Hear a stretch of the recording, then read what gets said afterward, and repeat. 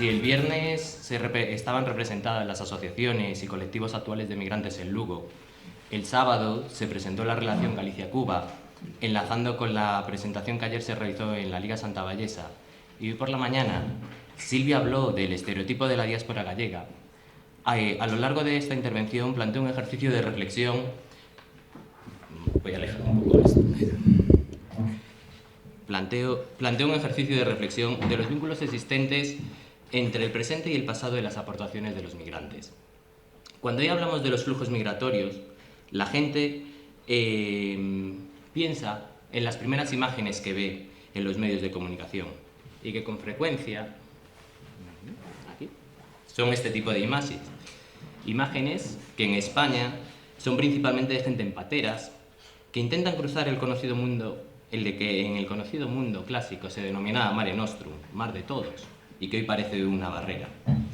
Situación que de forma simétrica aparece reflejada también, de otra forma, en estas viñetas de Santi Gutiérrez, que de forma sintética muestran un poco la situación actual. Venga, hombre, no incordien. Desde aquí, todas las lunas son de sangre.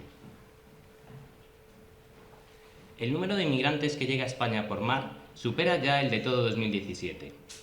¿Sabes el dicho ese que antes de una ardilla podía cruzar España sin poner los pies en el suelo? Sí, pues ahora es el estrecho.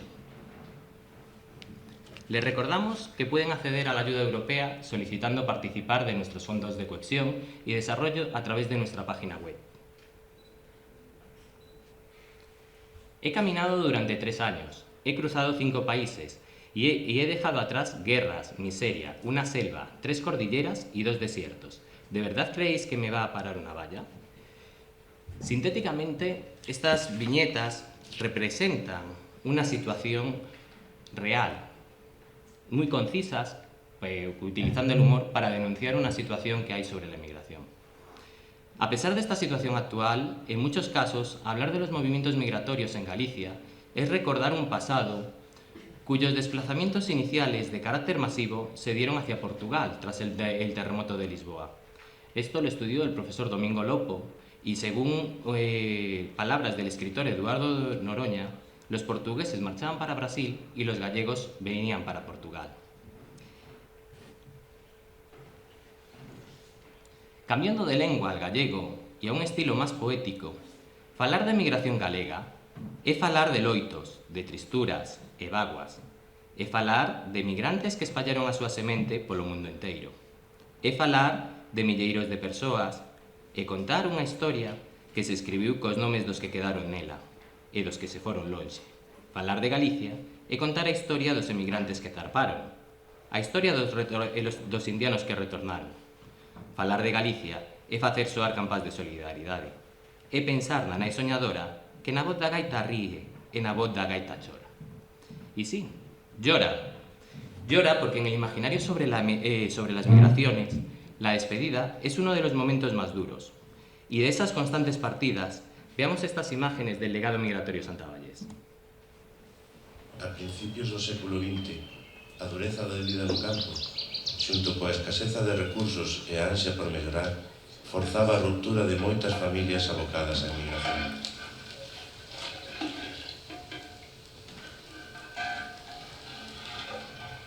Bueno, pues estou pensando que me vou marchar, que...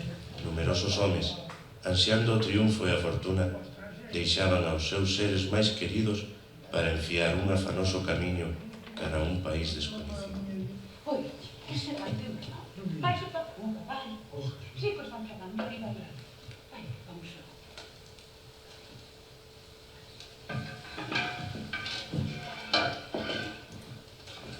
Bueno, Alfonso, poume buscar a vida por algo, xa le estaba contando aquí ao meu pai, e vou vos deixar. Será por uns anos, supoño, hasta que xunte algo para poder vir e amañarnos un pouco máis a vida.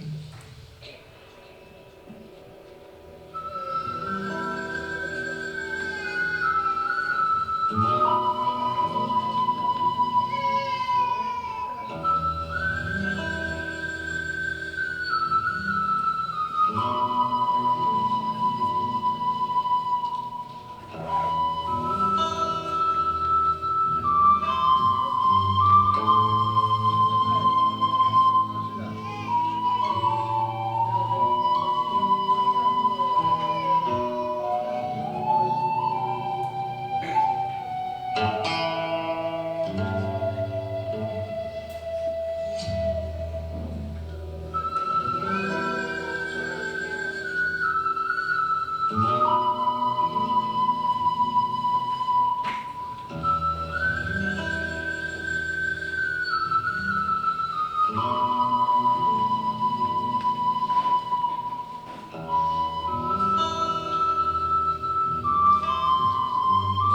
os anos de mulleres soas, de fillos en paz, de homes que lonxe da súa terra, a ela xa non voltarán.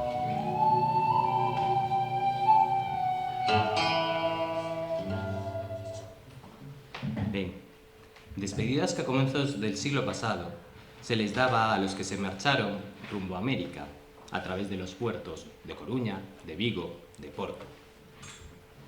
Pero que a mediados del siglo XX seguían dándose a los que partían cara a Europa con destino a las estaciones de ferrocarril, como muestran unas secuencias de la película de Yasemin Sanderli, estrenada en 2012 con el título Bienvenidos a Alemania.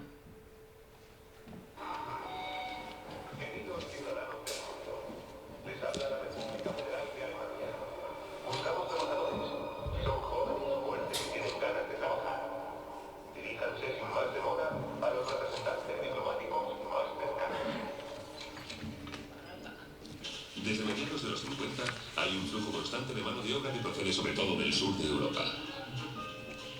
Los médicos alemanes examinan in situ la capacidad laboral de estos hombres y mujeres. El procedimiento se asemeja al de un mercado de ganado. Aquel al que se le considera apto puede viajar a Alemania. Y ya conoce la extrema necesidad del mercado de trabajo. Y como en su momento no había suficientes obreros especializados de origen italiano o español de los que se pudiera echar mano, tuvimos que recurrir a trabajadores turcos. Caso de Armando Rodríguez, el trabajador extranjero humillo, tales honores y una motocicleta de 2 plazas resultaron para él algo ciertamente incomprensible. Manifiestamente, el recién llegado no acababa de entender que él y los que eran como él eran imprescindibles para el estado del bienestar en Alemania. En todo el proceso migratorio, es evidente que se mantienen las cadenas de migración, que servían para dar información sobre la situación de los países de destino y para facilitar la inserción en una nueva sociedad. En la mayoría de los casos, muy diferente a la realidad de la que procedían. Cadenas que servían para reclamar al hijo, al sobrino, al vecino, como reflejan en muchas de las cartas escritas en la primera mitad del siglo XX. Incluso en algunas se pueden ver situaciones de las que se vivían en los campos de acogida, como pueden ser en la actualidad.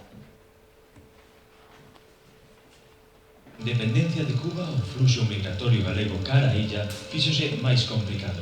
En 1900, as autoridades militares norteamericanas que administraban Cuba dende a caída do poder colonial español instalaron o campo de corentena de Triscornia, un campamento onde os emigrantes que chegaban ás costas habaneiras sen cartos, contrato de traballo, aval familiar ou de algún centro regional ou presentaban síntomas de enfermidade eran confinados en varios pabellóns. As condicións de vida de Triscornia eran moi difíciles. A situación dos emigrantes, deplorable dende o punto de vista higiénico, sanitario, de alimentación e salubridade, foi duramente criticada pola prensa. Así periódicos como El Eco de Galicia, Ollas Novas ou a revista Galicia publicaron artigos nos que denunciaban o trato dado aos galegos en Triscornia.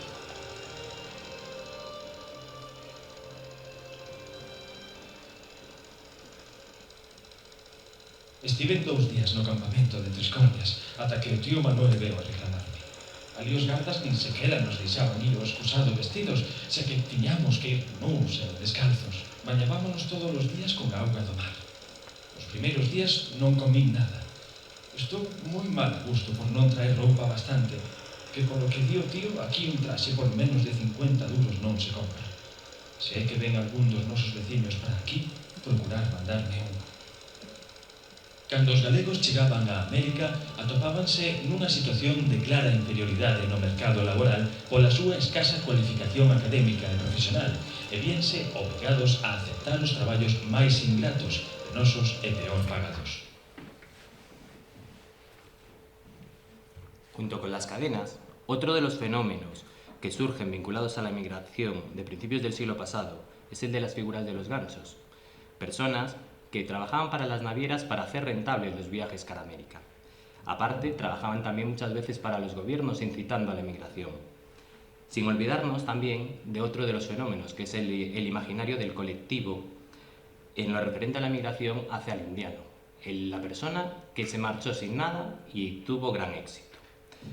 Esas personas caracterizadas con sombrero de paja, traje blanco, reloj y con un coche, y que de ahí viene la expresión haya. Deme el coche más grande que haya. En ese sentido, esa imagen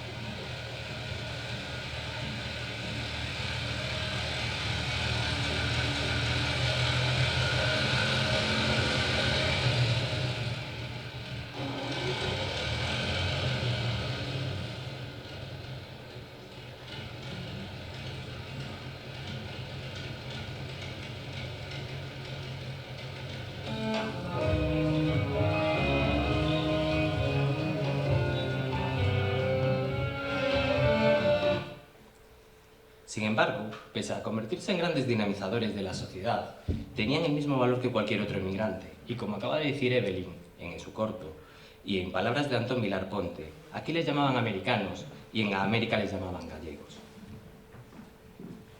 Pero la importancia de la emigración fue mucho más allá de los estilos arquitectónicos, de los ropajes, de los trajes. Aportó nuevos hábitos gastronómicos, numerosas expresiones como, con perdón, manda carallo en Habana o manda mecha no Brasil. Los retornados se convirtieron en elementos modernizadores y apostaron por mejorar el sistema educativo mediante la creación de sociedades de instrucción, cuya principal finalidad era la de crear edificios escolares y dotarlos de los materiales y los medios pedagógicos más modernos de la época. A través de ellas llegaron las primeras máquinas de coser, las primeras máquinas de escribir, como acabamos de ver en las imágenes, lo que supuso una modernización de la sociedad mediante la intervención educativa.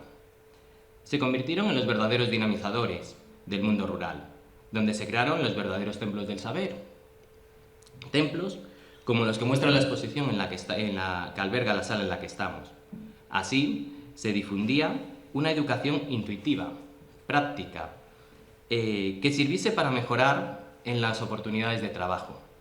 Y para no alargar con un enorme listado sobre las remesas culturales de la emigración, veamos este fragmento de Lembranzas de Infancia, Recordos da Escola, para cuya realización se recorrieron en torno a unos 6.000 kilómetros sin salir de Galicia en busca de localizaciones y aportaciones de los indianos, bueno, de los emigrantes y americanos. Moitos emigrantes sentíronse solidarios ca eiva educativa que existía en Galicia. Este foi o xermono do envío de remesas para a creación de escolas instructivas.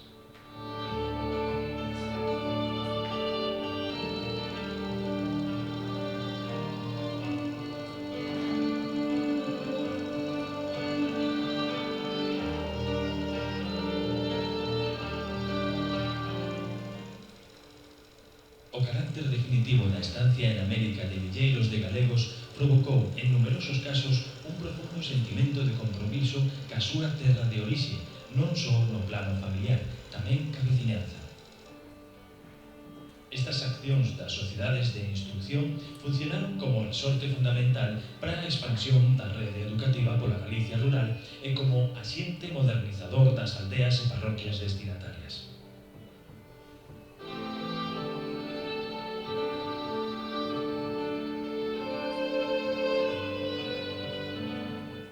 A intervención educativa dos emigrantes realizouse en dúas modalidades, de modo individual e de modo colectivo. A modalidade individual comezou a agromar xa no primeiro período da emigración americana. Os seus promotores foron os filántropos indianos, que fixeron achegas económicas en forma de doazóns ou legados testamentarios moi variados que abrandían desde pequenas cantidades para contribuir ao fornecemento de escolas ou bibliotecas ata importantes cantidades para a construcción e o mantemento de varios centros educativos.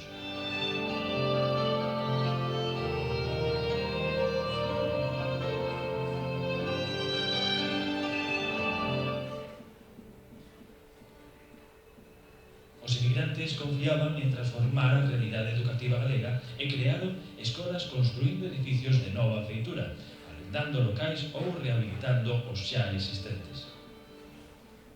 A modalidade de carácter colectivo alentaron as sociedades de instrucción que se foron creando en América dende comenzos do século XX.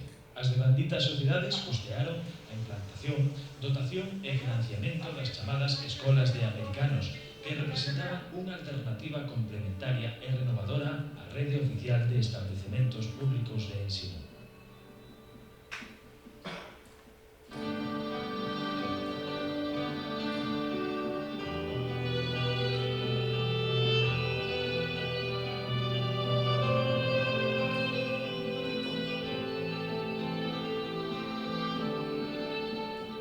Para o deseño destes edificios seguíronse criterios de funcionalidade e higiene, procurando a calidade dos materiais e tratando de responder dunha maneira máis acaída ás necesidades pedagóxicas da actividade escolar. As escolas tiñan que contar con espazos para o recreo, a práctica dos deportes ou campos de experimentación agrícola. Moitas delas, ademais, dispoñían de vivenda para os mestres.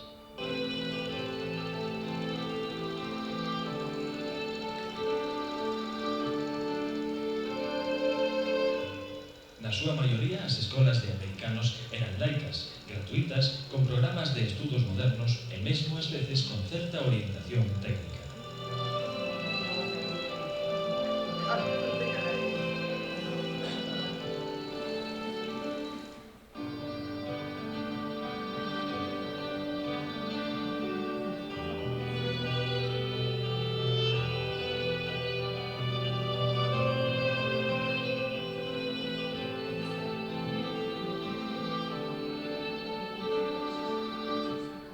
Esta intervención dos emigrantes na educación no proceso de equipamento de escolas en case toda Galicia debeuse en boa medida a unha situación de graves deficiencias e de alto grao de analfabetismo, pois na segunda metade do século XIX as escolas galegas eran na súa gran maioría elementais e incompletas.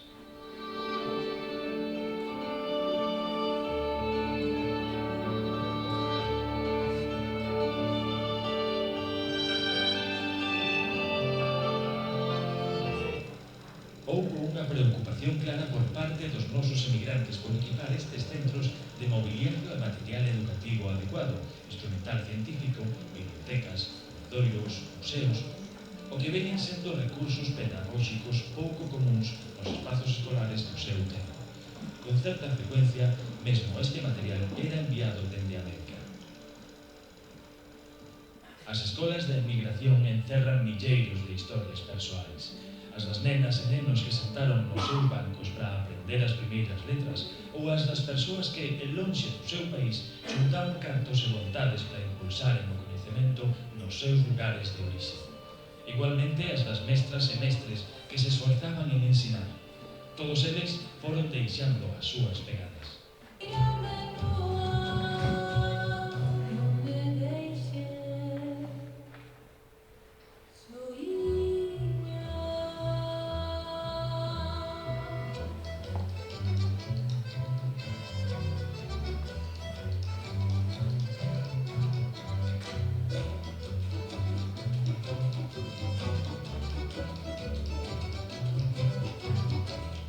What they are.